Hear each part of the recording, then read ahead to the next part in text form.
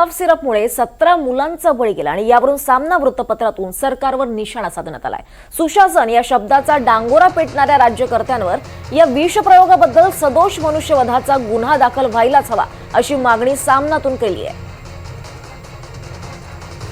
सामनात नेमकं काय म्हटलंय आपण पाहूयात ग्राफिक्सच्या माध्यमातून। रोगापेक्षा इलाज भयंकर अशी एक म्हण आहे। मध्य प्रदेश आणि राजस्थानात नेमकं तेच झालंय।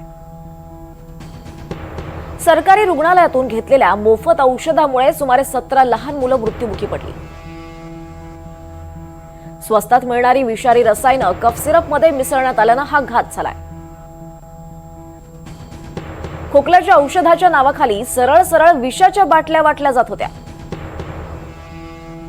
सरकारनं केलेल्या विषप्रयोगामुळे चिमुरड्यांच्या मृत्यूचं हे सुशासन या शब्दाचा डांगोरा पिटणाऱ्या राज्यकर्त्यांवर सदोष मनुष्यवधाचा गुन्हा दाखल व्हायलाच हवा।